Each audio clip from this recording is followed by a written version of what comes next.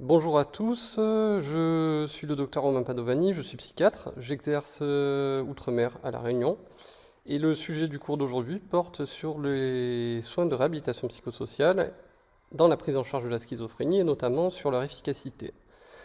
Et j'ai choisi comme iconographie celle du deuxième congrès de réhabilitation psychosociale qui avait été organisé à Marseille avec donc le personnel qui travaillait en réhabilitation psychosociale sur l'unité du professeur Lançon à l'époque, et avec moi-même aussi. Donc nous avions organisé ensemble ce congrès, je fais un petit clin d'œil voilà, à cette époque. Donc l'objectif de l'enseignement, c'est savoir ce qu'est la réhabilitation psychosociale, en connaître l'efficacité dans la prise en charge de la schizophrénie, et quelles sont les notions à connaître pour la mise en place pratique de ce type de soins. Alors le plan reprend en premier des notions sur l'efficacité des soins de réhabilitation. Ensuite, nous évoquerons l'historique, la définition et les principes de la réhabilitation psychosociale. Et dans un dernier point, nous aborderons les éléments pratiques de la mise en place de ce type de soins chez les personnes qui souffrent de schizophrénie.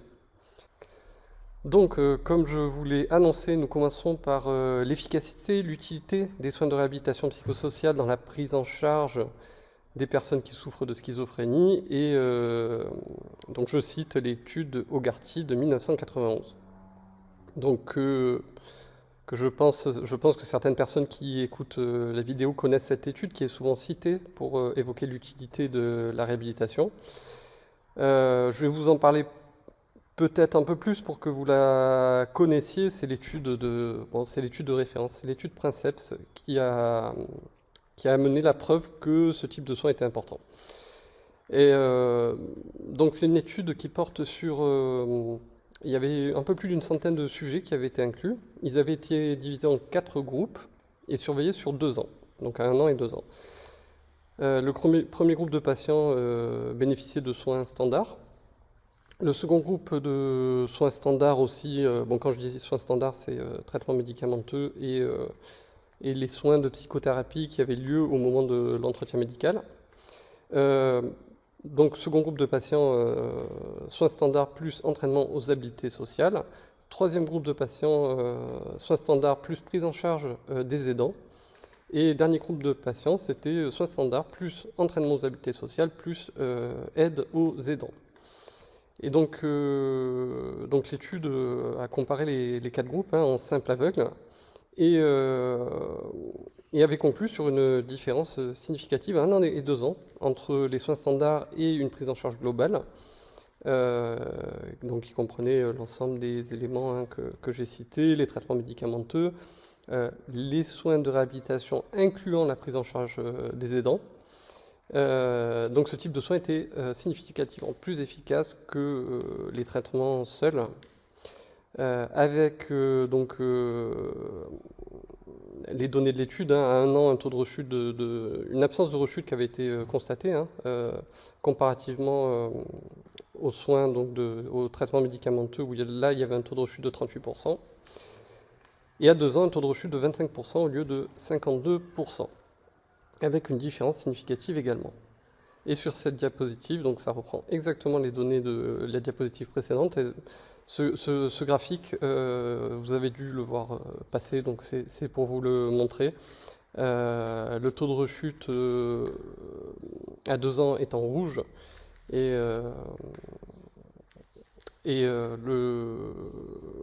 sur la première partie du graphique, on voit bien que le taux de rechute est important avec une prise en charge médicamenteuse simple et sur une prise en charge globale à la fin. Donc on voit bien sur la partie droite, sur le graphique de droite, on voit assez nettement sur cette courbe la différence qui était évoquée dans la diapositive précédente. Donc je vous ai mis cette diapositive parce qu'elle est souvent présentée et pour que vous l'ayez en tête. Donc sur cette diapositive, voici les références de l'article de Hogarty de 91. Et donc la question que je me suis posée, c'est depuis 91, quelles sont les données de la littérature? Est-ce que l'efficacité de la réhabilitation qui avait été évoquée par Hogarty a été confirmée ou pas? Alors la réponse est oui, hein, mais je vais vous présenter donc les différents éléments qui contribuent à apporter qui contribuent à confirmer ce qui avait été apporté à l'époque, ce qui avait été conclu à l'époque. J'ai commencé par regrouper là sur cette diapositive et la suivante des études qui ont un niveau de preuve plus faible que l'étude de Princeps que j'ai citée. Donc études observationnelles, cas témoins ou non randomisées. Et bon, au total, j'en ai retrouvé 6. Sur les 6, les 5 évoquent une efficacité des soins de réhabilitation. Sur des critères qui sont variables, hein. Par exemple, sur ce tableau, on voit bien que sur les 3 premières études qui sont citées, ce sont des critères de fonctionnement, d'évaluation du fonctionnement. Et sur la dernière, on voit une efficacité sur la prévention de la rechute également, enfin c'est ce qui est évoqué en tout cas, en mesurant les hospitalisations. Et donc une étude donc qui ne permet pas de conclure, que vous voyez sur cette diapositive, et une autre bon, qui est intéressante parce que c'est une étude qui porte spécifiquement sur l'aide aux aidants, avec une efficacité qui avait été évoquée sur la rechute en mesurant le taux de réhospitalisation. Alors sur les 3 diapositives suivantes, ce sont des études contrôlées randomisées, hein, qui sont évoquées. Elles suggèrent quasiment toutes, en fait, sauf une, hein, une efficacité des soins de réhabilitation psychosociale. Certaines incluent une aide aux aidants. Donc je ne détaille pas chaque étude, hein, que vous pourrez consulter, hein, puis c'est surtout le fait de savoir que les données initiales ont été confirmées qui est important. Je vais seulement relever quelques-unes, et par exemple sur cette diapositive, une étude de 2016 qui porte sur un nombre plus conséquent de patients, qui évalue l'efficacité des soins de réhabilitation psychosociale sur des critères de symptômes, d'autonomie et de qualité de vie, qui sont des critères importants, hein, et qui concluent à une efficacité significative. Sur cette diapositive, donc une autre étude de 2010 pardon, sur pareil, plus de 1000 patients qui concluent à une efficacité sur les mêmes critères. Et puis donc on voit apparaître 2 études aussi sur la prise en charge des aidants, qui suggèrent également une efficacité, qui confirment également les données que j'avais citées initialement, et qui suggèrent une efficacité notamment sur la rechute également, en mesurant les hospitalisations. Et sur cette diapositive, on peut voir donc au niveau des études contrôlées randomisées 2 autres études qui concluent l'efficacité des soins aux aidants de personnes qui souffrent de schizophrénie, donc une efficacité des soins de ces aidants sur la prévention de la rechute des personnes malades, hein, bien sûr. Alors sur ces 2 dernières diapositives, ce sont les méta-analyses qui sont décrites, pardon, les méta-analyses donc depuis 91 qui ont été faites sur l'évaluation des soins de réhabilitation psychosociale. Donc il y en a 6 qui sont cités, que j'ai retrouvées. Elles concluent toutes à une efficacité des soins qui ont été évalués. Et puis on peut voir qu'on a des cohortes donc, qui deviennent intéressantes, hein, avec près de 10 000 sujets sur la première étude, sur d'autres, donc un nombre important de sujets, une efficacité une efficacité en fonction des études sur différents critères, hein, donc soit symptômes, soit l'autonomie, soit la qualité de vie, mais également la rechute. Et sur les 2 dernières études, celle sur cette diapositive, sur la dernière ligne, et celle sur la diapositive suivante, une efficacité également des soins d'aide aux aidants sur la prévention de la rechute. Je suis passé assez rapidement sur ces études, hein, parce que ce qui était important, à mon sens, de montrer pendant cet enseignement, c'est pas de détailler chaque étude et d'expliquer précisément sur chacune d'elles qu'est-ce qui a amené les auteurs à conclure en efficacité, mais simplement évoquer que les données initiales qui sont souvent citées, qui sont souvent citées seules, sont en fait des données qui ont été répliquées, hein, et qui suggèrent de façon assez nette une efficacité significative des soins de réhabilitation psychosociale pour les personnes qui souffrent de schizophrénie, et Donc ces données permettent vraiment d'apporter la preuve de ce que vous entendez, hein, c'est que prendre en charge quelqu'un qui souffre de schizophrénie, c'est effectuer des soins de réhabilitation psychosociale et prendre en charge les aidants. C'est très important pour apporter les meilleurs soins possibles de proposer également aux personnes qui souffrent de cette pathologie ce type d'accompagnement. Donc maintenant que on a pu voir que les soins de réhabilitation psychosociale sont quasiment indispensables, sont indispensables plutôt chez la plupart des personnes qui souffrent de schizophrénie, on va évoquer plus précisément ce que sont les soins de réhabilitation psychosociale, puis quels sont les outils qui permettent de les mettre en place en pratique. Alors sur cette diapositive, je reprends un peu l'historique de la réhabilitation. Pourquoi les soins de réhabilitation sont apparus de façon assez naturelle en fait. Donc je vais commencer par raconter l'histoire des asiles, hein, en France, il y avait un asile d'aliénés, entre guillemets, dans chaque département. C'est ce que la loi avait décidé en 1938. Chaque département avait son asile et qui à l'époque, avait une population d'individus qui était assez importante, hein, en général autour de 2000, voire un peu plus de 2000 personnes. Donc c'était un véritable petit village dans le département, et dans chaque département, et donc avec vraiment beaucoup de personnes qui étaient internées, qui y passaient leur vie. Et donc il s'est passé quelque chose, et ça s'est passé en France, hein, c'est très intéressant, dans les années 50-60, donc la découverte des neuroleptiques par Delay et Deniker. Alors plus précisément, c'était un de leurs confrères dentistes qui avait échoué à utiliser la chlorpromazine comme drogue d'anesthésie. L'avait proposé donc à ses confrères psychiatres parce qu'il avait constaté un effet sédatif avec cette molécule, donc dont le nom commercial est Largactine. Et donc les psychiatres Delay et Deniker l'ont utilisé donc à Sainte-Anne, à Paris, et ont pu constater une efficacité effectivement sur l'agitation, puisqu'il y avait un effet sédatif, mais également sur les symptômes de personnes qui souffraient de schizophrénie. Et donc peu à peu, l'utilisation des traitements médicamenteux s'est démocratisée, même si elle n'a pas été simple, hein, il y a eu quelques obstacles, mais globalement ça s'est fait.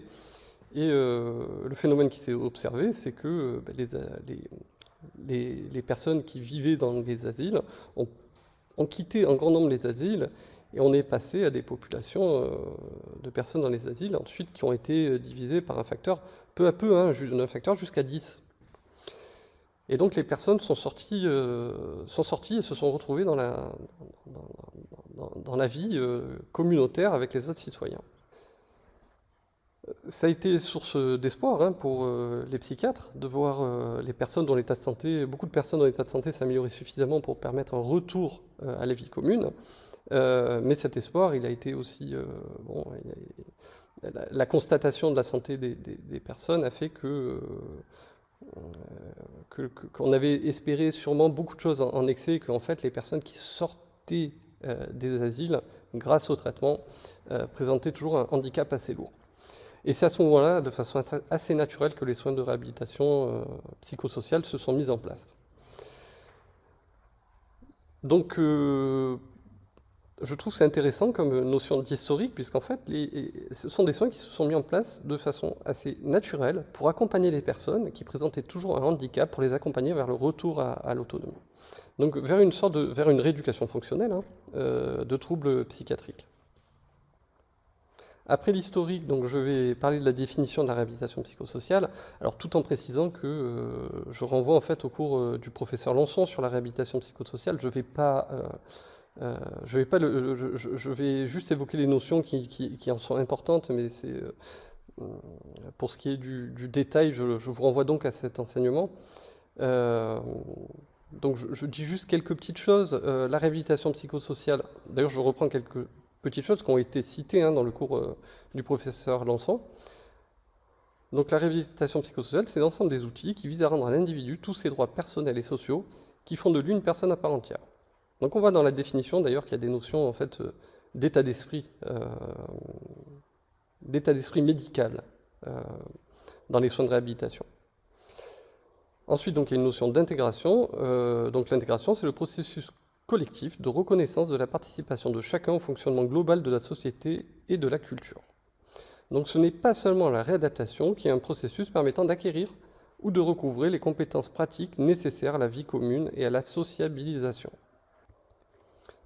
Sur cette diapositive, je présente les principes de réhabilitation, voilà, que vous verrez également présentés de façon assez fréquente, puisque ce sont des principes qui sont assez évoqués, très repris.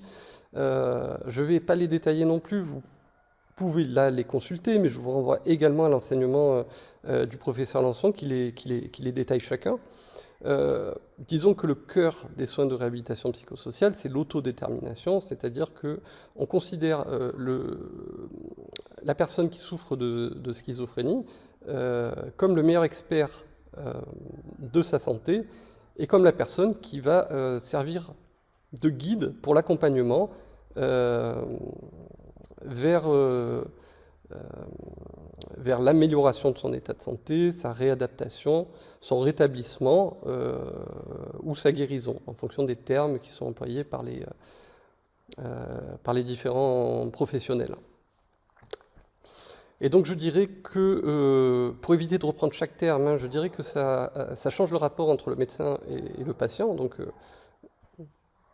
pour les personnes qui doivent, et même qui se doivent d'appliquer les soins de réhabilitation, elles se doivent donc de modifier le rapport avec la personne soignée, puisque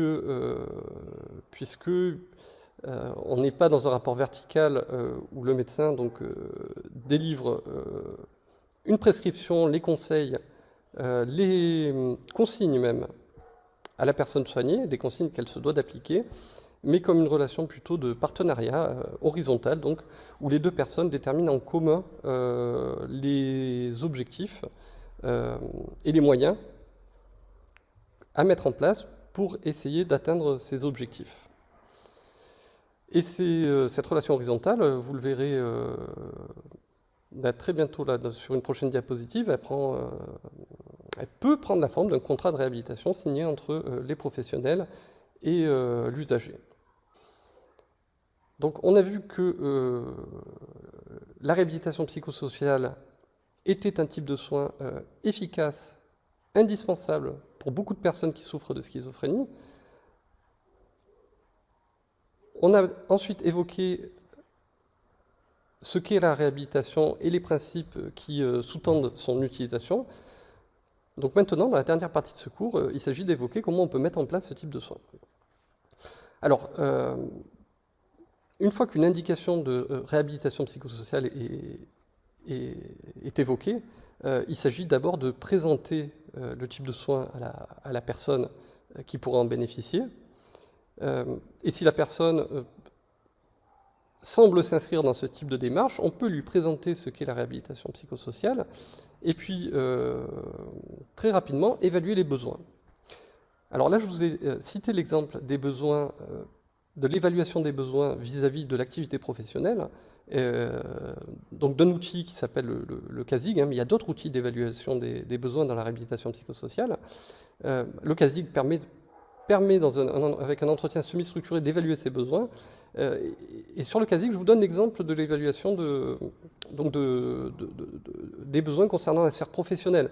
Et encore une fois, cet outil reprend vraiment quasiment tous les domaines de la vie qui sont importants, et pas seulement la sphère professionnelle.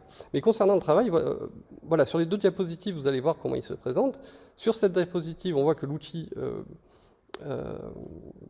permet de savoir si la personne souhaite élaborer un but au niveau de son activité professionnelle ou de sa formation. L'outil permet ensuite de savoir quelles sont les ressources sur lesquelles on peut s'appuyer chez la personne pour essayer d'atteindre ses buts.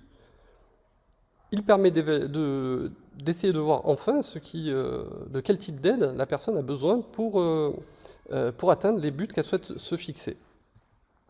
Et donc parmi ces aides, il peut y avoir l'aide des professionnels qui pratiquent les soins de réhabilitation psychosociale. Et dans ce cas-là, si vraiment un besoin est mis en évidence, donc pour le travail ou pour une autre sphère de la vie, dans ce cas-là, l'atteinte de l'objectif pourra s'inscrire dans le contrat qui est fait avec la personne pour ses soins. Donc voilà, donc au terme de l'évaluation des besoins au niveau du travail, là dans cet exemple, soit la personne n'a pas de but et dans ce cas-là, l'objectif ne fait bien entendu pas partie du contrat, soit la personne exprime un but et il est mis en évidence que les professionnels de réhabilitation psychosociale peuvent l'accompagner, et dans ce cas-là, l'objectif est inscrit dans le contrat qui est signé entre les professionnels et la personne usagère du service. Voilà la forme que peut prendre le contrat. Là, j'ai mis l'exemple d'un contrat de réhabilitation psychosociale dans mon unité, je dirais, hein, dans mon cabinet. Donc le contrat, il est signé entre la personne soignée et deux professionnels, le case manager et le psychiatre référent. Et vous voyez que sur le contrat, il y a une durée qui est élaborée, donc ici de 6 mois, mais elle est plus souvent d'1 an.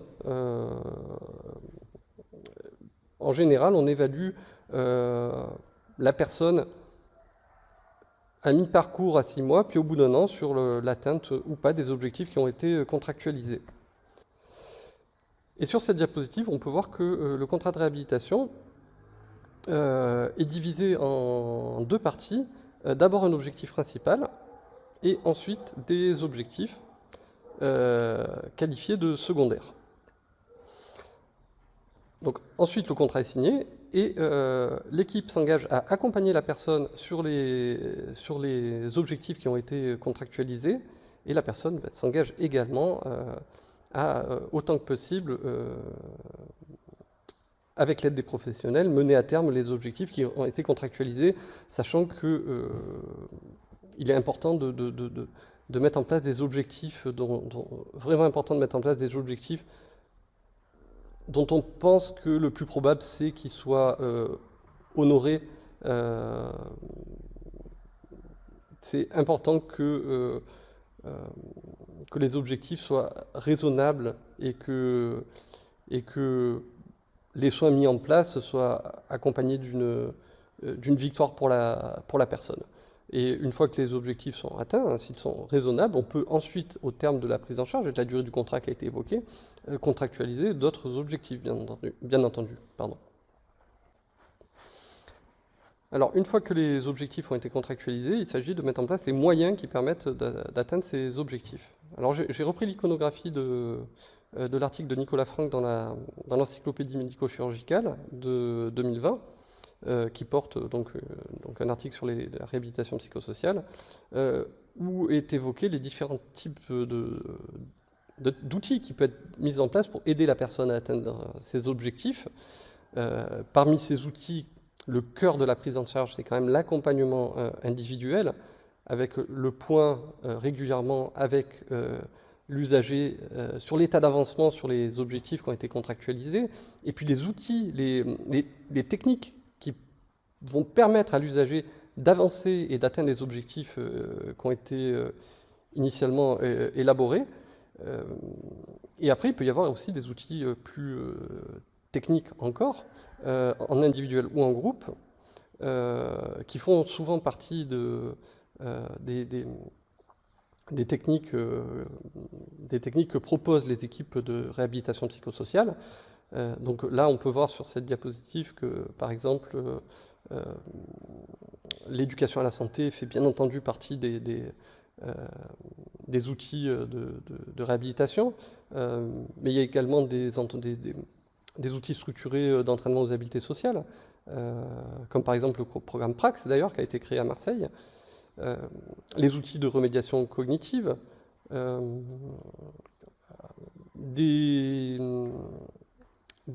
tous les outils d'accompagnement vers le retour au travail, et également les outils d'accompagnement vers la réhabilitation sociale et les outils d'aide aux aidants. Donc vous avez vu, vous vous rappelez donc sur les premières diapositives, hein, l'efficacité quand même vraiment significative de l'aide aux aidants sur la santé des personnes qui souffrent de schizophrénie. Donc il est également indispensable pour une équipe de réhabilitation psychosociale de proposer des soins d'accompagnement pour les aidants. Alors en France, pas seulement en France d'ailleurs, hein, dans la francophonie, je cite le programme Profamille qui fait vraiment référence, hein, et d'ailleurs je vous renvoie sur le cours de Yann Audet, hein, qui l'a fait donc sur la psychiatrie au soleil également, hein, sur l'accompagnement des familles et sur Profamille. Donc Profamille est un programme structuré de 14 séances de 4 heures pour les aidants uniquement, avec des informations des informations médicales, hein, sur la schizophrénie, sur le traitement de cette pathologie, des outils, des techniques qui permettent de mieux gérer la pathologie au quotidien, et des outils, des techniques qui permettent également d'utiliser au mieux le réseau pour se sentir, pour vraiment avoir un soutien effectif, un soutien le plus important possible dans les difficultés que les aidants rencontrent. Donc pour cela, je viens de le dire, hein, il y a un module donc de 14 séances qui sont hebdomadaires ou toutes les 2 semaines là, pendant quelques mois.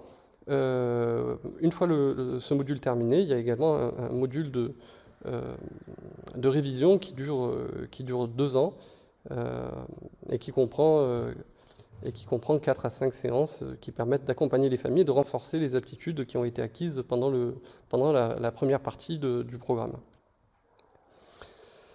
Donc vous voyez que j'insiste, hein, l'accompagnement des familles est quelque chose également de décisif dans les soins de réhabilitation psychosociale.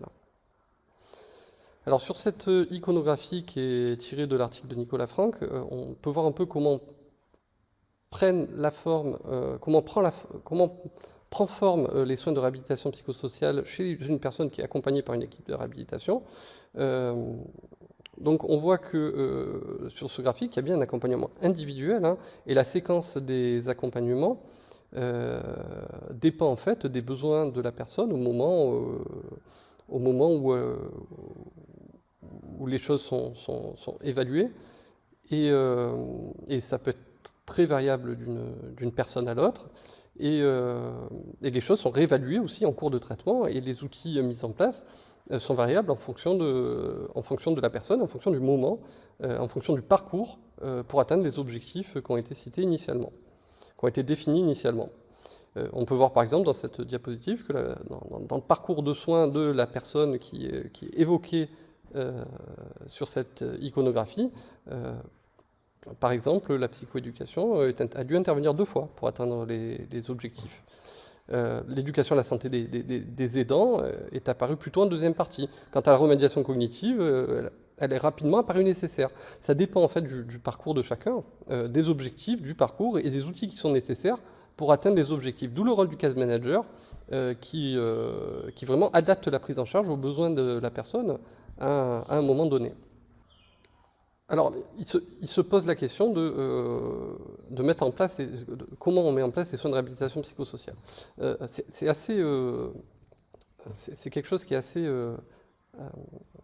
assez bien organisé à l'hôpital public, puisqu'il y a une équipe dédiée qui est souvent mise en place pour ça, et les moyens disponibles sont à la disposition des soignants pour réaliser ce type de soins, à condition qu'il y ait une politique, bien entendu, d'accompagnement de réhabilitation psychosociale. Ce qui est de plus en plus fréquent maintenant, hein, puisque les soins de réhabilitation psychosociale se sont développés, même si malheureusement le terme est parfois un peu galvaudé par des personnes qui souhaitent le pratiquer sans en connaître réellement les principes fondamentaux. Mais toutefois, ce sont des soins qui sont de plus en plus développés, les équipes dédiées sont de plus en plus fréquentes. Et on retrouve de plus en plus fréquemment dans les centres hospitaliers spécialisés des unités fonctionnelles de réhabilitation psychosociale à la disposition des personnes malades. C'est un peu plus compliqué en médecine libérale, donc enfin c'est compliqué dans l'esprit des gens, hein, c'est pas, en pratique c'est pas compliqué. C'est pour ça que je me permets de rajouter cette diapositive qui fait part de mon expérience simplement, où en fait mettre en place des soins de réhabilitation psychosociale chez un médecin qui exerce en libéral, alors on sait que c'est indispensable, hein, on l'a vu dans les premières diapositives, puisqu'on s'occupe de personnes qui souffrent de schizophrénie, c'est indispensable de proposer des soins de réhabilitation. Alors, s'il y a des équipes dédiées qui sont présentes et qui répondent à la demande, très bien. Mais on sait que ce n'est pas toujours le cas. Alors, est-ce que c'est possible pour le psychiatre libéral de mettre en place ce type d'outils? Donc, la réponse, clairement, est oui. Alors, pourquoi oui? Je vais essayer de l'expliquer simplement. Vous savez que les médecins ont souvent des auxiliaires, des personnes employées dans leur cabinet, des paramédicaux ou non, hein, qui leur permettent de les aider sur un travail qui est non médical. Moi, je trouve que maintenant, les outils informatiques permettent de plus en plus d'avoir moins besoin, par exemple, d'un poste de secrétariat sur le cabinet, puisque les rendez-vous peuvent se prendre en ligne, l'édition des courriers de façon automatique et de plus en plus fréquente, l'envoi des courriers aux médecins correspondant pour chaque patient est de plus en plus automatisé. En tout cas, moi, il m'est apparu qu'il était possible, plutôt que d'employer un secrétaire ou une secrétaire, d'employer une personne qui était donc spécialisée en soins de réhabilitation psychosociale, en case management. Alors pour des raisons qui sont propres au fonctionnement de mon cabinet, il y a même 2 personnes qui sont sur la réhabilitation psychosociale. Elles ne le sont pas à temps plein, elles le sont chacun à mi-temps. Mais ce temps plein total, en tout cas pour moi, psychiatre libéral, permet d'accompagner de façon assez continue entre 10 et 15 personnes en même temps, même si des fois il est arrivé que ce soit un peu plus que ça, mais sur un temps complet, donc demi-temps, c'est quelque chose qui a pu être fait de façon largement convenable.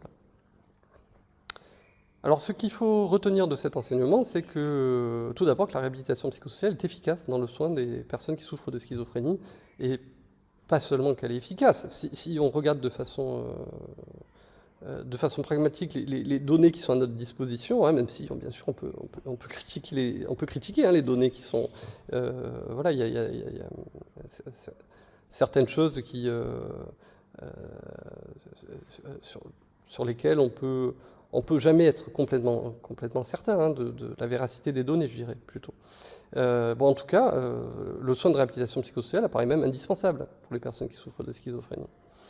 La réhabilitation psychosociale, ce qu'il faut retenir, c'est qu'elle est centrée sur des principes forts, et notamment l'autodétermination, c'est-à-dire que la personne est aux commandes de sa prise en charge.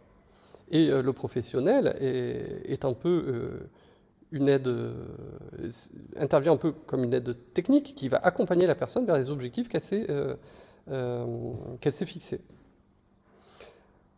Ensuite, on peut retenir que la mise en place des soins de réhabilitation psychosociale en pratique, c'est l'évaluation des besoins, puis un accompagnement individualisé avec réévaluation régulière des outils à mettre en place pour atteindre des objectifs initiaux, et même avec une réévaluation à terme du contrat d'autres objectifs éventuellement, jusqu'à ce qu'il s'avère que la prise en charge des soins de réhabilitation psychosociale n'est plus utile.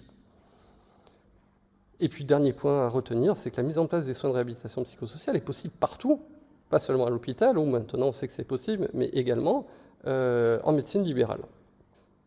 Alors, ce qu'il faut lire sur le sujet, je recite les 2 livres qui ont été cités par le professeur Lançon dans son enseignement sur la réhabilitation psychosociale, plus l'article de Nicolas Franck, qui apporte des éléments techniques qui sont intéressants, donc l'article de l'encyclopédie médico-chirurgicale. Pour ce qui est de la bibliographie, je ne l'ai pas regroupée en fin d'enseignement. Vous pouvez donc sur chaque diapositive voir les études qui ont permis de souligner mon propos. Voilà, ben j'espère que cet enseignement vous aura été utile. Je suis à votre disposition pour toute question et je vous dis à bientôt pour un autre enseignement. Au revoir.